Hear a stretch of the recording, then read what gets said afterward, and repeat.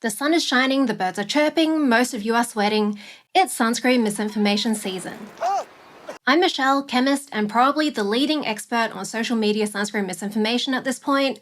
This time we have some old myths, but also some brand new myths, because if you don't care about truth, you can just make stuff up. Just pull it out of your energy recharging hole. Welcome to Critical Thinking Club Sunscreen Edition. Grab a drink, grab your sunglasses, grab your tinfoil hat, let's get into it. And if I pull up to the function looking a little blue, how about you just go ahead and mind your business? The dermatologist said the only way I'm gonna get rid of this hyperpigmentation is if I have mineral sunscreen on, and unfortunately this is how every single one I've encountered has been formulated. Okay, so if I pull up to the function looking like a gross sister, leave me alone. This myth really annoys me because no one should have to suffer looking like this. Mineral sunscreens do not have some sort of special property that makes them work better for hyperpigmentation or anything else. There are a few reasons that people give for this idea. The first one is that mineral sunscreens reflect UV, whereas chemical sunscreens absorb UV and then convert it to heat. And the idea is that this extra heat can make pigment worse. This simply is not true. Mineral sunscreens also mostly work by absorbing UV and converting it to heat, and the amount of heat that they produce is really, really tiny. I put a bunch of different sunscreens on my arm and went into the sun and looked at it through a thermal camera. And you can't see a difference between the two different types of sunscreen, or even between any of the sunscreens and my skin. There is a bigger difference in heat between my elbow and my wrist. The second myth is that mineral sunscreens protect more against blue light. They really don't do that much unless they are tinted sunscreens, because it is the iron oxides giving it the tint that is absorbing the blue light. Skin is kind of in that orange range, and if you look at a color wheel, complementary colors are opposite on the color wheel. If something looks orange, that means it is absorbing the opposite color, which is blue. But tinted chemical sunscreens protect against visible light just as well as tinted physical sunscreens. For example, there's this study from Brazil. Out of the 41 tinted sunscreens they tested, 26 of them blocked over 99.9% of the visible light. That is almost 2/3 of them. And this included both chemical and physical tinted sunscreens. They also tested 3 non-tinted sunscreens, and they found that they did not protect much against visible light at all. Another myth is that mineral sunscreens protect better against UVA because they block all wavelengths, and this isn't true. You do want high UVA protection because this is a huge trigger for pigment. This graph shows how well different ingredients block different wavelengths of UV. The higher the line, the better it's blocking at that wavelength. On this graph, UVA goes from here up to over here. Zinc oxide is this low green line over here, and you can see it's quite wide across, but it's quite low, which means you need to put a lot of zinc oxide in to get high protection. It's sort of like a low fence. If you have a lot of zinc oxide, that's what gives that white cast. Now, chemical sunscreens tend to block less evenly across a range of wavelengths, so they're like skinnier fences, but they are a lot higher. That's why every chemical sunscreen has a bunch of different ingredients in it so that they can sort of cover the whole spectrum. They're putting the fences next to each other. And if you look at the highest fences here, these are all chemical sunscreens. Like avobenzone is this red one. It is kind of a beast. It's really big. This big one over here is the new one from L'Oreal, which is Mexoral 400, MCE. Both types of sunscreens can still be low and high protection. It really depends on what the labeled SPF is. But in terms of like absolute limits, mineral sunscreens have more limits. If you just have mineral and you want really, really high UVA protection, it ends up looking super, super white and people don't want to wear it. I published a report with Beauty Psychon recently on a survey that we did about a year and a half ago. We found that the top reasons people don't wear sunscreens are largely aesthetic reasons. Things like they couldn't find a sunscreen with a comfortable texture, they haven't found one that looked nice, they couldn't find one without eye sting. Even though a lot of people know they should be wearing sunscreen, they just will not wear sunscreen until they find one that they like aesthetically. This is why I say you need to find a sunscreen that you enjoy applying a lot of regularly, because if you don't, then you probably aren't going to wear it. For some people, they will genuinely enjoy mineral sunscreens more, but for the vast majority of people, we prefer chemical sunscreens. And this is why all these myths about the fake benefits of mineral sunscreens are so harmful. When people think they're the only option, they just end up not wearing sunscreen at all. If it's not even safe for a coral reef, what makes you think that it's safe for your skin? Personally, I don't understand why every summer we slather ourselves in sunscreen when it's our largest organ. If something isn't good for coral, that doesn't mean that it's also not good for humans. Like, we are different species, we react to different things. Like dogs, they do not react well to chocolate, humans are fine with it. With cows, they eat tons of grass, and humans should not be eating grass. It's really bad for your stomach. There's also this skin being the largest organ thing. Just because it's the largest organ doesn't mean that putting things on it is somehow worse. Skin has largely evolved to be a barrier. It is mostly keeping things out. The pineal gland is probably our smallest organ, and I guarantee you that rubbing sunscreen onto that is going to be way worse. I mean, even rubbing water on it is going to be way worse because of things like bacteria. In Thailand, you can't even go in the water above your ankles because the sunscreen is bleaching and damaging the coral reefs. This is what a healthy coral reef looks like, and this is what it looks like when it's exposed to sunscreen. Sunscreens bleaching coral reefs is a massive myth that started with like one bad paper. There's actually been research on how sunscreens impact coral for a really long time before this paper that came out in October 2015.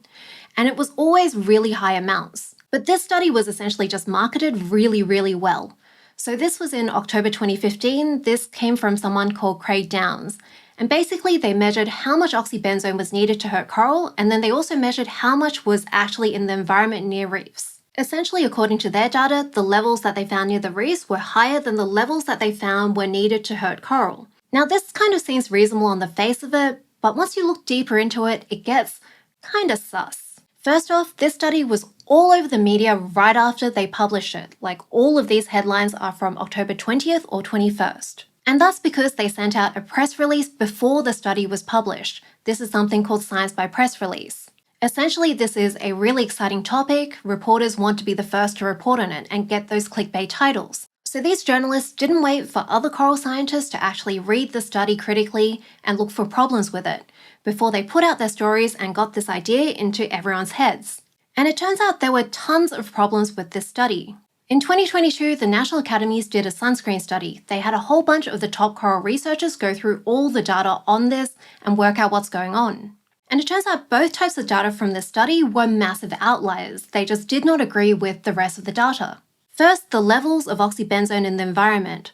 These were based on measurements that sometimes were just a single sample that was half a cup of water, like literally this much. This study concluded that there were lots of data gaps before they could make any sort of real recommendations, but big picture, sunscreen is just really far down on the list of things that are causing coral bleaching. This is what a lot of the top coral scientists were saying when the original study came out. You can see more on that in my video on reef safe sunscreen. If you look at the Great Barrier Reef, the bit where there's the most bleaching is near the top. That is not where tourists go. Tourists are mostly in the green area, which is where there's the least bleaching. So it doesn't make sense if sunscreen was actually causing this. The obvious answer is climate change. It's always climate change. So why did this study cause so many changes in laws? Well, politicians aren't always making decisions based on good science. A lot of the time it is just to get votes. People really like coral, and it is so much easier just to ban a couple sunscreen ingredients instead of actually taking proper action on climate change. It is like a smokescreen for inaction.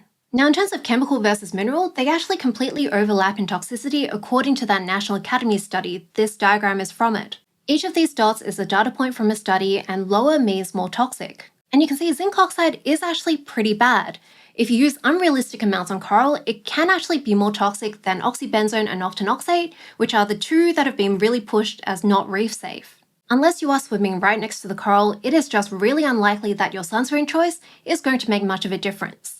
Debunking, Gotis, and all of these advanced thinkers of our race do not use sunscreen because they understand that sunscreen is exactly what it says that it prevents. People say, wear sunscreen and you'll be protected. Against what? Against the sun? Literally the primary source of energy on this planet for every single ecosystem alive. The very thing that's keeping you alive. They're saying, block it out. Block out the divine connection that you have with the sun. How inane and asinine of an argument is that? I honestly can't work out if this account is a parody or not, because Liver King, he is this influencer who is really into eating raw organ meat. But he's never really been held up to be like one of the advanced thinkers of our race by his followers, even before all the stuff came out about how he was just on steroids the whole time. Allegedly. But then I scroll through this guy's profile and there's a video of him buying all this raw milk. And to me, that just seems like a bit too much commitment, like financially, to this whole parody. But then he also posted a video about how eating with utensils causes IBS because it means you don't have that same connection with your food. And then the next day he posted himself eating ice cream with a spoon. And then there's also this video where he pronounces CeraVe and juxtaposition correctly. I need CeraVe, I need SPF 50, I need SPF 30. What a huge juxtaposition between natural and artificial. Next time you put on sunscreen, cream for your face, retinol, consider the juxtaposition. Like and subscribe to support my detective work. And he's also got an orchid in the background. That is not easy to grow in the UK, like that requires brains and talent. I guess it's also possible that I am just unbelievably bad with plants. And also in this video, his window blind is down. It is literally blocking out the divine connection that he should have to the sun. And I thought maybe this was a really funny, subtle touch, except the blind is down for nearly all of his other videos in this position, so maybe he is just new to thinking. I don't know, maybe it's more obvious to some of you that he's serious or not. Maybe I want him to be joking because it would just be too depressing otherwise. I guess on the bright side, it is nice to have East Asian representation in this like galaxy-brained wellness space. The whole model minority thing where Asians are meant to be really good at science and smart is a harmful stereotype. It must be really nice and spacious in his brain. Just so much room for activities.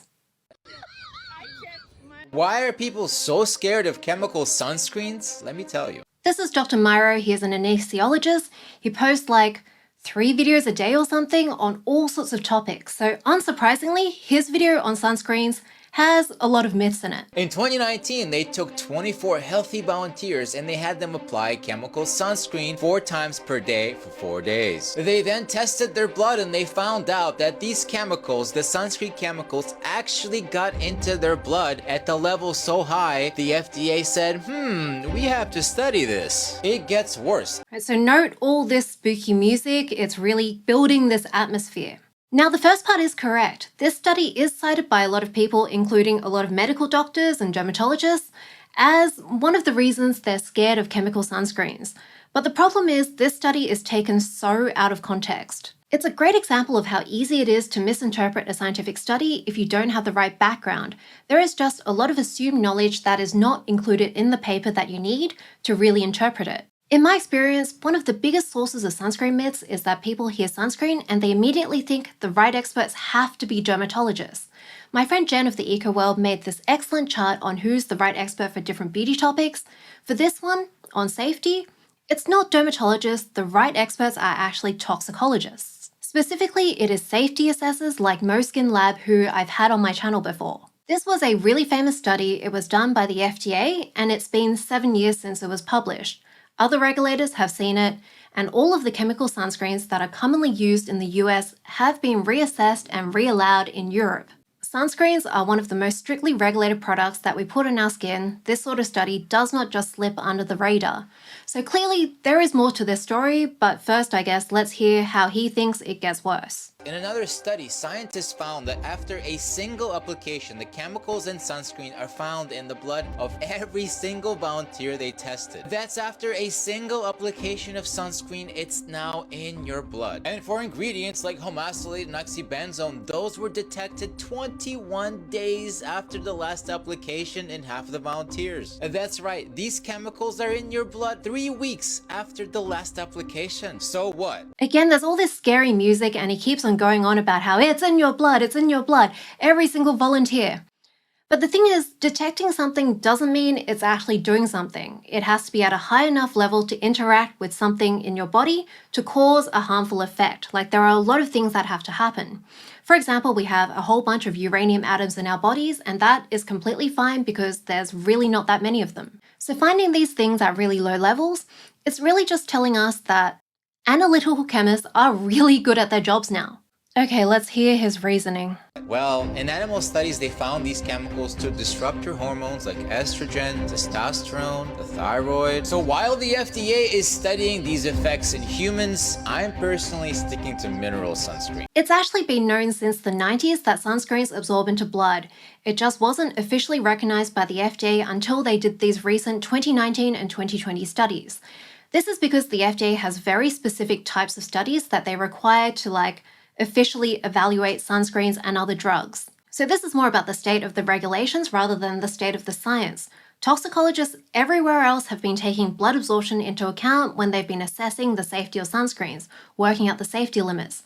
Plus, they also look at a lot more studies too. The EU has reassessed the safety of all the common chemical sunscreens used in the US in like the last 5 years. I've talked about their assessments in a different video. These animal studies are actually the ones that they use to set the limits for humans. And the whole purpose of these studies is to find the line where there is some sort of effect happening. So these studies are designed to find effects. That is a very normal result of the study. It doesn't mean that there is also an effect in humans at the amounts that we use. So in the safety assessment, based on the animal data, they work out an amount that would cause a very small, not very concerning effect in humans who are using the sunscreen every day. And then the limit they set is over 100 times lower than that. There is just a massive safety buffer. For example, oxybenzo's new EU limit is 2.2%. That means that in the safety assessment, they worked out that even if you use sunscreen all over your body every day, it could have 220% oxybenzone, and you should still not have even a very small, not very concerning change in your body. Again, these safety buffers are massive. I have another video where I go through the EU safety assessments in more detail. Sure, maybe you get a bit of the white glow, but there is no meaningful absorption in your body. There's no concerns about hormone disruption. They are for sure safe for you and the coral reef. I don't think he'd be dismissing this like bit of white glow if he wasn't very light-skinned himself. The statement "for sure safe for you," that just isn't true for anything. Everything has a toxic dose, including like water and oxygen. Titanium dioxide and zinc oxide go through the same safety assessments as chemical sunscreens do. And there are tons of downsides of mineral sunscreens, and these can lead to health risks because they aren't protecting as well. First off, they have a lot of stability problems because minerals are dense. We also saw the white cast and the heaviness. That means that people tend to apply less than they should to get good protection. This is why a lot of mineral sunscreens contain SPF boosters. These are basically like chemical sunscreens with very small modifications, so they don't need to be listed as chemical sunscreens, and a lot of people don't know they exist. But they pretty much work the same as chemical sunscreens, and they have similar properties, including in terms of safety. So if mineral sunscreens were so great and didn't need chemical sunscreens to help them out, they wouldn't be hiding them.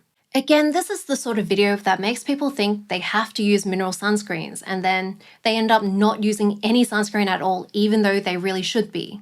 I wanted to talk a bit about my approach to dealing with videos like this, where it is really harmful misinformation coming from someone like a medical doctor, someone that people who trust science will listen to. They have authority bias. Because sometimes I get criticisms about how I'm really harsh to people who just made one little mistake, and I think it's because people don't see all the stuff that happens before I film a debunk of someone's video. First, I consider how the creator is probably going to respond and how far the video has already spread. I try to give people the benefit of the doubt if they seem like they are open to correction. My professional background is in education. I'm kind of like obsessed with teaching and explaining science. I used to be head of chemistry at a big tutoring college. I was writing the textbooks for all the teachers and tutors to teach from. And a lot of that job involved really trying to untangle why students got the science wrong and how best to help them stop being wrong. And a lot of this is about like reading where they're coming from, whether they're coming in good faith or bad faith. So if I come across a post and it's someone who seems to have put in effort, but they made an honest mistake, because everyone is human and does that from time to time, and I think they might actually do the right thing and correct themselves. Usually I will just leave a polite comment correcting them. Other people coming across the video before it's corrected or taken down will also see it, so here are a couple I've left recently. Sometimes I'll stitch it if I think it's a common misconception or there's some interesting science to talk about, and I will be really nice and polite to that person. If they seem resistant to correction, they're doubling down, like if people have already tried correcting them and they are just ignoring it or being really rude in response, or if they have a massive platform and they really should have better processes in place to reduce spreading misinformation, I will be a bit meaner. Now, Dr. Myro, he has 6 million followers, he's posting 3 videos a day on a broad range of topics. That requires a lot of effort to keep that accurate. He doesn't seem to practice medicine anymore, so maybe he has more time. I don't know how much time his supplement company takes. When I saw it, this video was already going viral on Instagram. I think it had close to or over 1 million views. He also posted it to TikTok and YouTube Shorts. And the comments were full of people who believed this, so I started having a conversation with him about it. I summed up all my arguments there, and his response was he loved my content, which I doubt he's ever seen. He didn't want questionable things on and floating in my body for weeks, and also better alternatives are widely available. So we had a bit of a conversation and he just wasn't understanding half of what I said. I also mentioned that this sort of clean beauty argument was the same as the argument from old school anti-vaxxers on the MMR vaccine about how it contained all these questionable ingredients. This was actually like my superhero/supervillain origin story. Way back around 2010, I was following blogs like Science-Based Medicine.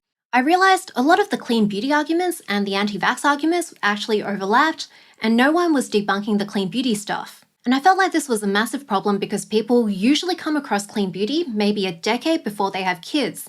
So if they're too scared to put aluminium on their armpits, like a really small amount, they're also going to be scared of injecting their tiny baby with a really, really minuscule amount because they don't understand dose. That is the lab muffin origin story. I was trying to pre-bunk this stuff before pre-bunking was a thing. Anyway, you can see some of the downsides to this sort of approach here.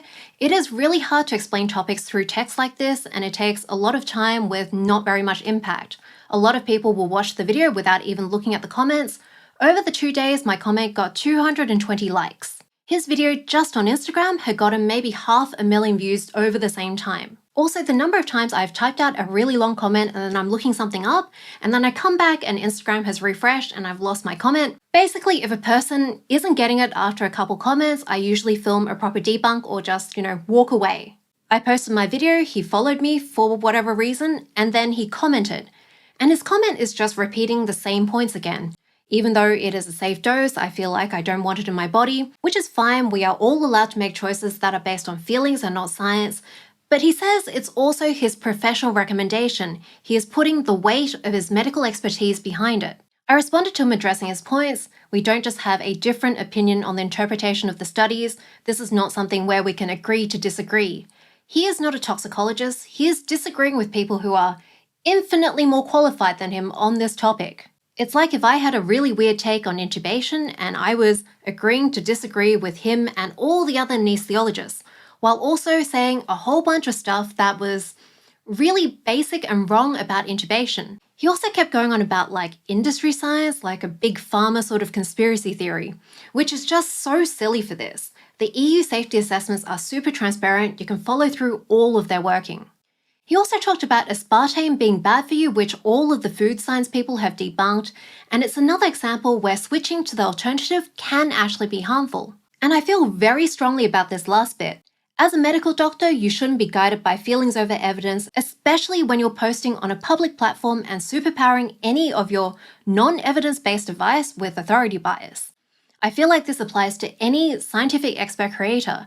It is irresponsible to not check what the most relevant experts think about a topic before you post. People trust experts. My reply was so long I had to break it up into 2 comments, but I was smart enough to draft it in a different app so I didn't lose everything, and so we get line breaks this time. And his response: it has become apparent that this is just disintegrating into emotional arguing and bringing people down. I see you do a fair amount of it on this channel, especially other doctors. It has become fashionable these days to attack healthcare professionals.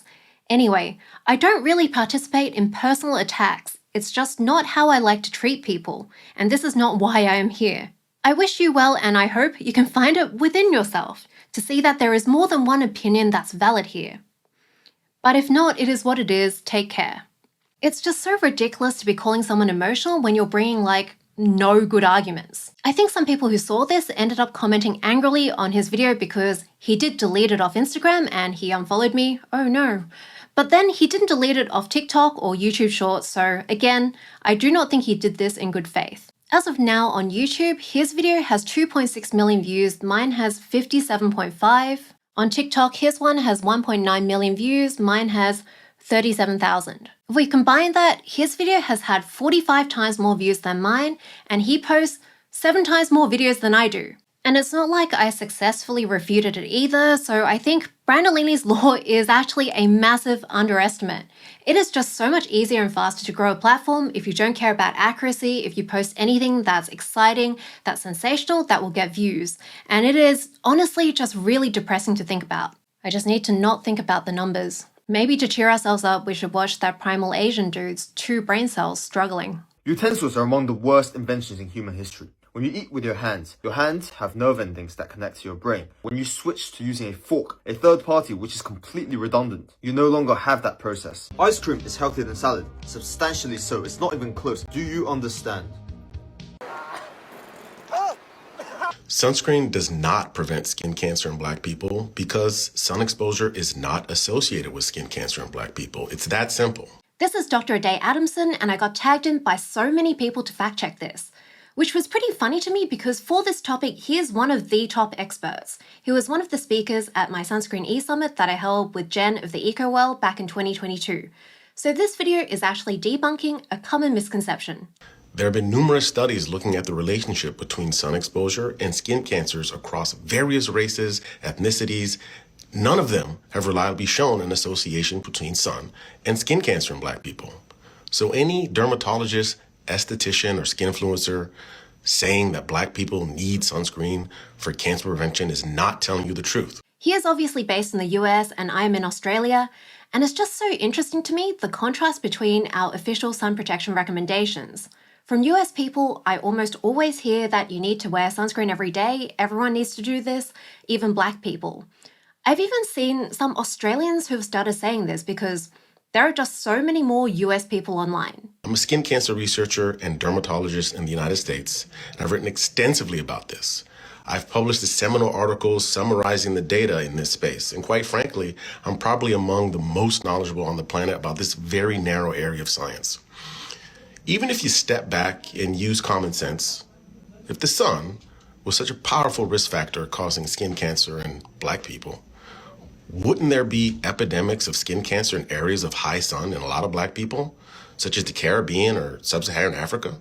There is a caveat here that the data isn't that extensive. Now, there are still good reasons for Black people to wear sunscreen, to prevent sunburn, to prevent premature aging caused by UV, and especially to prevent uneven pigment. Uneven pigment is a massive issue if your skin loves pumping out pigment. The smallest thing can trigger it, and sun is not a small thing, it is a massive thing. Uneven pigment is the main way that pigment-competent skin types age. It is the equivalent of wrinkles for white skin. But for skin cancer, the main risk factor is if you are getting more UV than your skin evolved for. This is why Australia is the skin cancer capital of the world. It isn't actually because of the ozone layer that has mostly recovered now and the hole doesn't actually reach Australia.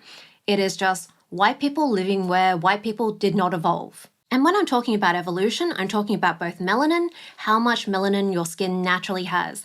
Like tans, they don't block out much UV at all, so they don't really help.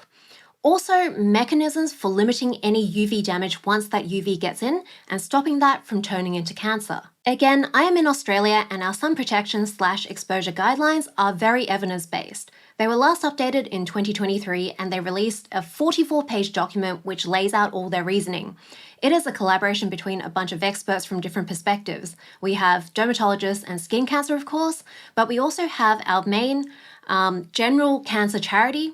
We also have bone health groups and multiple sclerosis. And their latest recommendation is based on skin tone. I have summarized it in this diagram from my book, this pretty hardcover book, The Science of Beauty. Important note here, this recommendation doesn't take into account if you care about how your skin looks. This is all just about straight up health. So if you want to prevent uneven pigment, white skin actually has a lower risk for that. So this is like for the parts of your body where you don't really care as much about the look of, at least for darker skin tones. This is the less pretty version from the guidelines. It says routine sunscreen application is not needed because of the low risk of harm from sun exposure. Here is their reasoning. They refer to the evidence on darker skin tones and risk of skin cancer. And before somebody brings up Bob Marley, who did die from melanoma, was on his toe.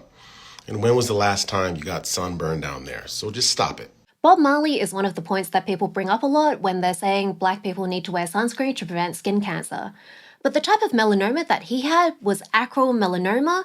This is a specific subtype of melanoma that isn't linked to sun exposure, even in white people. So sunscreen just wouldn't have helped here. I've seen people make the argument that Black people should still wear sunscreen just in case, for that teeny tiny potential decrease in skin cancer risk, because skin cancer in Black people does tend to be caught later and it has worse outcomes. But I don't think this is a great argument. The cost-benefit ratio is just really bad here. Like, Black people would have to pay a lot more in time and money for a much, much lower benefit than white people. And the reasons for this later detection and worse outcomes, these are systemic social issues, socioeconomic inequalities, lower healthcare access, that kind of thing. So this extra sunscreen cost, it just makes it worse. And if I was super cynical, which I am, I would say this is a very US cultural thing where they like to pretend that individual choices are going to be the solution for systemic problems. I talked about this in my Yvonne Burkhardt video, which was also on sunscreen misinformation. You can't personal responsibility your way out of systemic problems. It is essentially the same fundamental issue as for reef-safe sunscreen. This whole idea that all you have to do to solve climate change is to choose a different sunscreen. You don't need, the government to do things. If there was an individual action type thing that would help with this, I would say it is to educate people on what skin cancer in black skin looks like so they know what to look for and to go see a doctor if they see a big red honking flag. Saying just wear more sunscreen, arguably I would say this could make the problem a lot worse because it would make people think you only need to check places that get sun exposure. But a huge portion of skin cancers in black skin are in places that don't get sun exposure, unlike in white skin. Here's why most sunscreens will age you more quickly, and that's because most of them are chemically based. So some of the chemicals to look out for: octinoxate, avobenzone, oxybenzone. These chemicals will react with that UV light coming in, and now that's going to form reactive oxygen species, ROSs. These are free radicals. We know that free radicals, of course, are going to age our skin with photoaging much more quickly. First of all, the NAMBLE trial, which is one of the big studies that found that using sunscreen does prevent photoaging, it actually used these two specific ingredients that I hear on screen. The other really ridiculous thing about this is that mineral sunscreens are actually way more notorious for producing free radicals when they're under UV. This is something called photocatalysis. Titanium dioxide in particular is really famous for doing this. For all sunscreens, it doesn't really matter because this free radical thing is happening in the top dead layers. The sunscreens don't go very far down. They don't have a high enough concentration in the living layers for this to have a big effect. But on the other hand, what does get lower down and cause free radicals is UV itself. It can penetrate far deeper, and that is how we get photoaging. So my tip here is to get some natural sunlight exposure. That's actually going to help to build your collagen. There's a right way to do it. And I have the tips in my new book, The Lost Medicine, so check it out. So that's really important that we're actually building a little bit of a suntan, helping to get more melanin, which of course is a very powerful antioxidant, great for anti-aging. Follow for more natural health tips. What even is this? She said photoaging before. Literally, that just means light causing aging. It is the sun itself, and then she's telling you to get more sun. Has she not seen a lot of old tan people before? Melanin is a great natural sunscreen, but the amount you need is a lot more than what lighter skinned people get after they tan. If your skin is naturally darker, then it does help. That is the main reason why there's this whole thing where black people, they tend to age with pigment rather than with wrinkles. The average age where black people get wrinkles is 10 plus years after white people do. But none of this means that going into the sun is actually anti-aging. UV damages collagen. It increases enzymes in your skin that specifically break collagen down. Where is she getting this from? If she thinks the UV is coming in and reacting with the chemical sunscreens to cause free radicals, why does she not think this also happens to other substances in your skin and much deeper in your skin? Here is a video from Dr. Sarah G. She is a dermatologist in Texas, and you can see the big difference between the sun-exposed arms and the protected legs. All those wrinkles there are from collagen loss and also elastin increase. That is aging. The melanin is not helping. Here is a photo from a paper where a woman used sunscreen on her face but not her neck. She is 92 years old, and yeah, wrinkles and melanin, they actually go hand in hand. There are also a bunch of studies showing sunscreen reduces aging as well, but you don't even need science for this. There are just so many clear real-life examples. I should also say this person, she is Dr. Janine Bowring. She is a naturopathic doctor, and the training they get is not really based on rigorous science, and this is a good example of this. People got really mad when I said this last time, but unfortunately, maybe some naturopaths are science-based, but their training really is not. A few dermatologists are re-evaluating the issue of sunlight on the human body. And the leader of that is a character called Richard Weller from Edinburgh, and he's going back over all the data. And Richard's coming out and saying, all-cause mortality is lower in people that get a lot of sunlight. And his argument is that the only thing you've got to avoid is sunburn.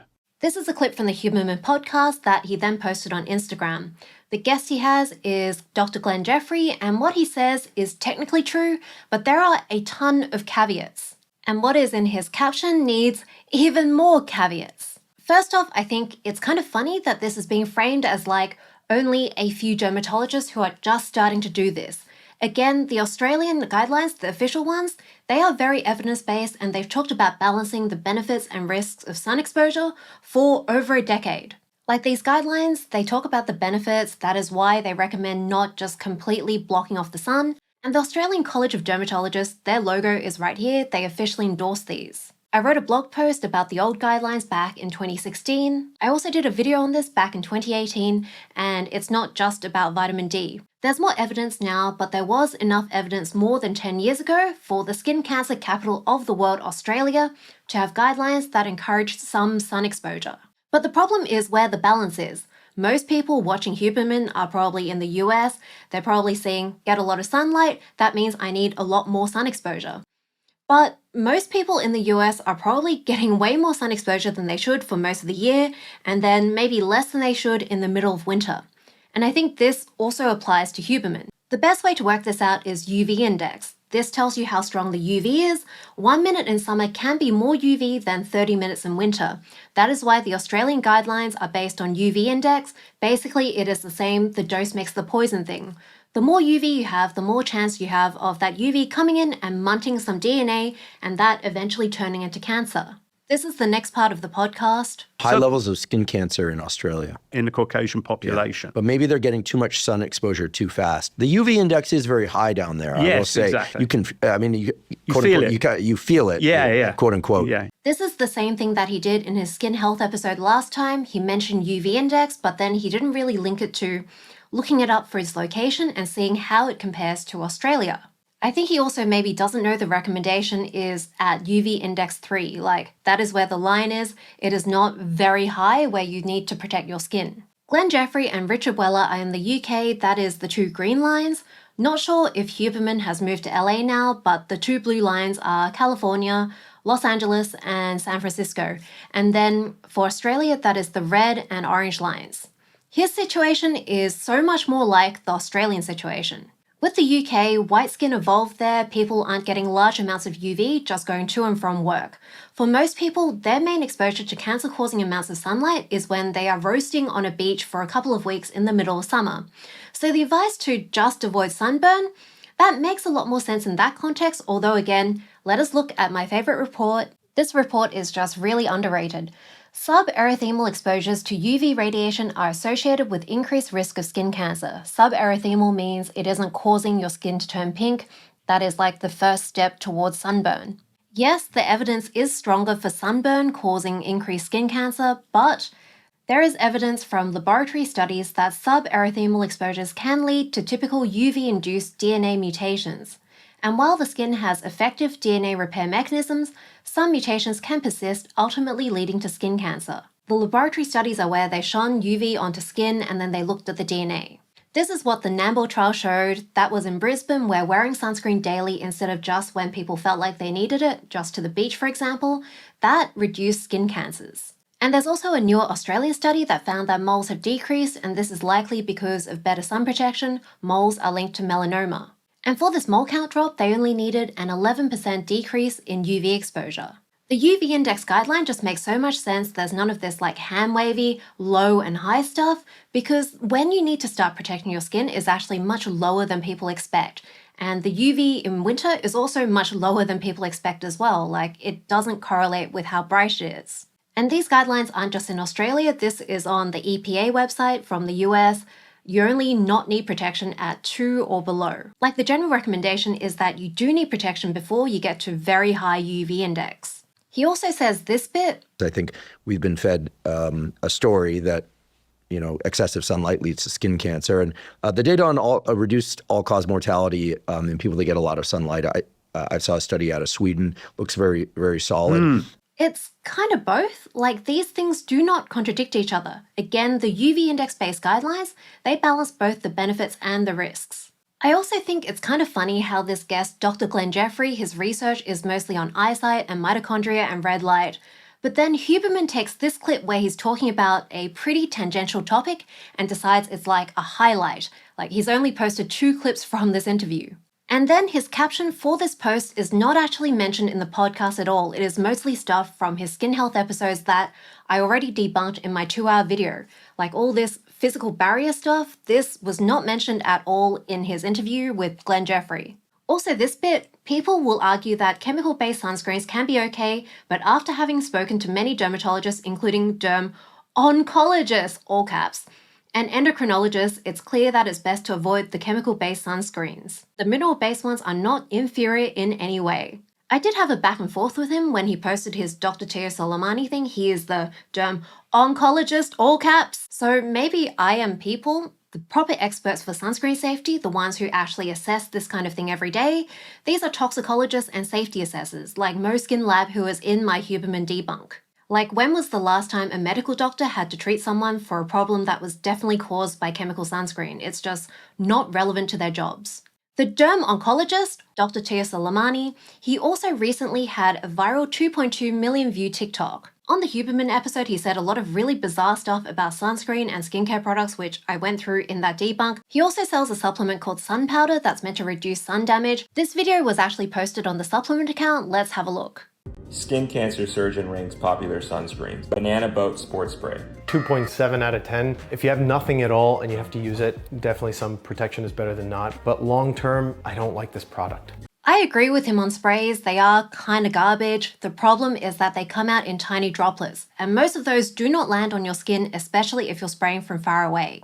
This is definitely the case with face sunscreens because you are spraying it from far away like that. I did a bunch of tests, and with how the average person is applying them, maybe 1/7 of the stuff that is coming out of the bottle is landing on your face. With body sunscreen, you can spray them a bit closer. There were a couple of Australian studies that found that even tiny wind speeds will blow away almost all of it if you are at any sort of distance. So it is much better to spray into your hand and then apply it or spray it right next to your skin. But I don't think this is what he's talking about because he says long-term. This whole spray sunscreen isn't working problem is also a short-term problem because you are going to get burnt. I think what he's talking about is the whole chemical sunscreens are toxic stuff that he talked about in his Huberman episode, which I debunked in that 2-hour video. It is essentially the same FDA misunderstanding of how animal and in vitro studies factor into safety assessments that I went over earlier. He's ignoring the concept of dose and the fact that much more qualified people have done the calculations to translate it to human use. When I talked to him about this, he didn't seem to realize safety assessments even existed. Sun Balm Premium Moisturizing. 3.9, it's a chemical sunscreen. It is a little bit higher of an SPF, but again, octocrylene. How is he coming up with these numbers? He hasn't actually mentioned octocrylene yet, but yeah, it is the same arguments. It's one of the ones that he went on about being like potentially scary in his Huberman episode. It seems like he just hasn't looked deeper into how sunscreens are regulated since he recorded that. I do like that it's in a topical format as opposed to a spray. Sprays are also topical. Topical just means on skin. I think maybe he means cream or lotion. He did say a lot of really bizarre stuff about skincare and hair care in his Huberman episode, like the idea that lotions contain alcohol to help them come out of pumps. There are lots of lotions that do not have pumps and do not have alcohol. That whole episode is just super weird. Neutrogena Ultra Share Dry Touch Sunscreen. I'd probably say 5.25. Okay, so we are at 3 significant figures now. It has high SPF, which is great, but I do like shifting over to mineral predominant sunscreens for a variety of reasons. Super good.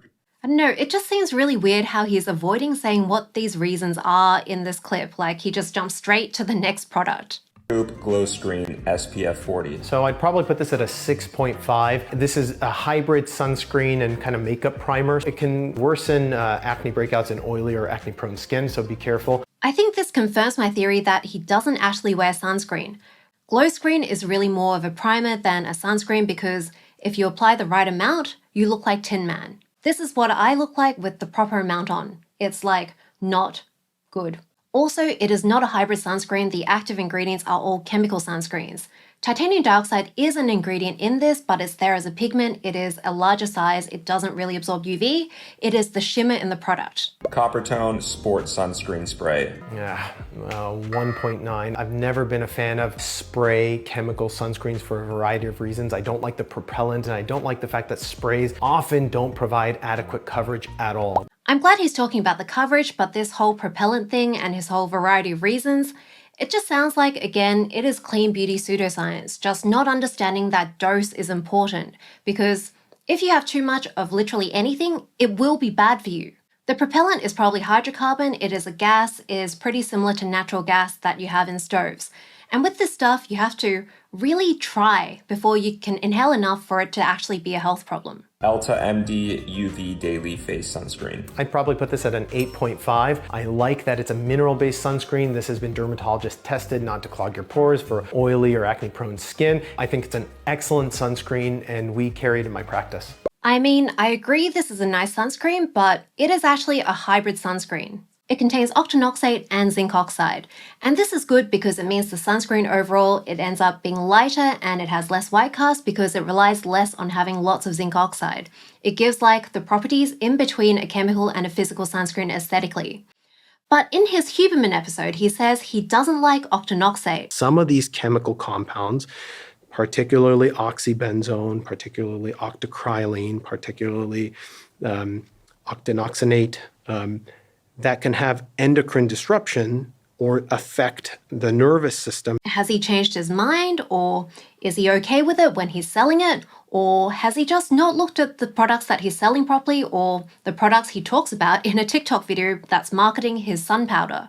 Or does he think octinoxate is different from octinoxonate? Neutrogena Beach Defense SPF 70. I'd probably put this at a mid-range 6 to 6.5. I don't think you need the SPF 70. There are better options. Again, this just really feels like he's avoiding talking about what his reasoning is for avoiding chemical sunscreens.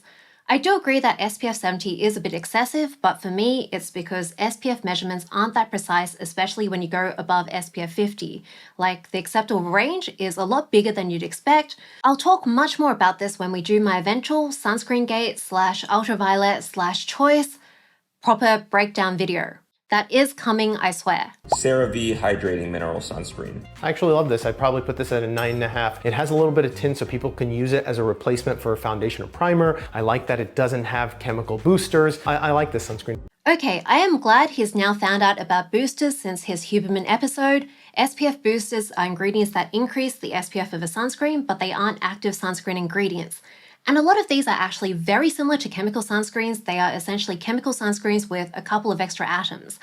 But the bits that absorb the UV, the bits that are acting as a sunscreen filter, they are the same. The problem here though is that this does contain an SPF booster. It is diethylhexylserine malonate. It has a similar structure to octinoxate, which is a chemical sunscreen. I think if he was a bit more knowledgeable, I would have a whole conspiracy theory going about how he's trying to make people feel like chemical sunscreens aren't an option because people are more likely to hate mineral sunscreens. And then if they don't like sunscreens, then they'll have more of a market, more of a need for his powder. But I think he just doesn't really know what he's talking about still. Like, I think a skincare influencer who's just tried some of these products on their own skin would be a much more relevant expert for ranking products like this. I think this also highlights how people who keep going on about how mineral sunscreens are a great option, they probably don't wear it that much. And if they do, I don't think they are applying the recommended amount, like Huberman saying, the mineral-based ones are not inferior in any way. Okay, so I'm here in Malibu on Mother's Day with my family, spending some time at the beach, and it's a beautiful 85-degree sunny day, lots of people outside. And my family and I love to be in the water, love to spend time in the sun. And obviously we've taken our sun protective measures, we've put on our sunscreen. Have you actually put on a mineral sunscreen here? This is what I look like with the right amount of mineral sunscreen on. Can you post a video of yourself applying this amazing no white cast mineral sunscreen with no boosters, please? Like, I think we all want this recommendation if you actually have one. Stop using Korean sunscreens. If you live in Australia, you should be using Australian sunscreens. I feel like no one's actually given the proper explanation as to why, so let me explain it to you. I agree this is best, especially if you're getting a lot of sun, but a lot of the reasons that she gives in this video are pretty common myths, so I thought this would be a nice time to try to debunk them. Korean sunscreens are Korean sunscreens designed for the Korean sun. The ozone layer in Australia is extremely thin. Korean sunscreens are designed to be more skincare, which is not thick enough for an Australian sun. Kind of. First off, the reason Australia has stronger sun isn't because of the ozone layer. The thin part doesn't actually reach Australia. It's actually because of the lack of pollution and the fact that the Earth is physically closer to the sun during our summertime. But also, we just have a lot of white people living in a place where white skin did not evolve. Now, Australian sunscreens are usually thicker than the Korean sunscreens that are popular outside of Korea. And this usually means that they will stay on skin better, but this isn't actually about Korean versus Australian sun, it is Korean versus Australian lifestyle. We have a more active lifestyle, it is hotter, we get sweatier. That means that we are much more likely to sweat off the sunscreen. People in Korea are much more likely to wear sunscreen on a daily basis, to and from the office. I've talked to Australian brands who said they're not going to make lightweight sunscreens because they do not want people getting burnt. Australians just don't understand that a lightweight sunscreen that they're grabbing from the shop next to all the other sunscreens, this is not one for hiking or gardening or going to the beach. Whereas the average Korean person, they know that wearing daily sunscreen to the office is a thing. They know that if they want something for more sweaty activities, they need to find a water-resistant sunscreen that is for sports. And these do exist, they just aren't anywhere near as popular outside of Korea. The amount of clients I have done skin consults on, and we use an observe machine and you can see the sun damage on their skin, I ask them first thing, what sunscreen do you use? 9 times out of 10, they've been using Korean sunscreens. This is obviously anecdotal evidence, so it isn't reliable, but there are a bunch of issues with using Korean sunscreens in Australia. I already mentioned people sweating them off, but another issue, so many people are buying fakes off websites like Amazon. This is happening a lot with popular Korean and Japanese sunscreens. There are all these counterfeit products online. My sister bought a Biore one that had the wrong smell, a different texture. It didn't show up under UV. I've also seen people buying Beauty of Joseon, that like Sunrise Probiotics sunscreen. Beautiful sunscreen, but the stuff on Amazon was just not right. There are also temperature excursions. It's like your package went on a cruise ship through fire and ice. There's usually no temperature control when you're shipping things between different countries, and so the sunscreen can be exposed to temperatures that will make them break down or separate. I don't think this happens all that often, but at the same time, it is hard to tell if your product has gone through this unless it has obviously separated. So if you're getting a lot of sun, like you're going to the beach, you're going on a hike, then it is just a lot safer to use a sunscreen that you buy from a physical store. They have temperature control until they hit the shelf. And then you also want to make sure you don't leave it in the car or put it in the sun. For a lower risk situation where you're getting a lot less UV, like autumn or winter, you're just going to and from the office, you're just getting a tiny bit of UV exposure, then sunscreens that you import from overseas are probably a lot more fine. It is just like weighing up the risks. Another thing is water resistance. Australian sunscreens are designed to be water resistant, meaning they are thicker. This isn't always the case either. There are water resistant Korean sunscreens, and I'm sure they are more water resistant than a lot of non-water resistant Australian sunscreens. And again, the main issue here is just picking a product that stays on your skin for whatever activity you're about to do. And the UV filters in Korean sunscreens have not been tested in Australia. This isn't true. The sunscreen ingredients in Korea are pretty much the same as the sunscreen ingredients in Australia. There's like maybe 3 that aren't the same. An SPF 50 in Korea is designed to be an SPF 50 in Korea because their ozone layer is a lot stronger. In Australia, an SPF 50 from Korea is an SPF 15. This isn't true. SPF is tested pretty much the same way all around the world. The main method used is the ISO 24444 method. There are 2 new methods coming in as well, but all of these use a standardized UV light, not the actual sun. It's a machine that's been calibrated that should be the same all around the world. That is the whole point of this test, like this standardization. There are a whole bunch of labs that do this test, and Australian sunscreens don't have to be tested in Australia. Korean sunscreens don't have to be tested in Korea. They can send their sunscreens to any lab they want. They can send them to Korea and Australia, like you can even swap. So SPF 50 in theory should be the same around the world. In reality, it isn't because of reasons we will get to in that choice Sunscreen Gate Ultraviolet episode. I don't know how long this video has been running for. I've filmed this over 2 days and it is now 1:45 in the morning. I should probably stop. Sorry, Omar. I might do a part 2 later in sunscreen misinformation season because I've been sent so many videos. I have like a folder of maybe 50 that I could just keep going through. I hope you enjoyed this and learned something new. Like and subscribe if you want to see more. Also, send me more videos to react to. Until next time, keep your critical thinking caps on, try to resist the brain rot.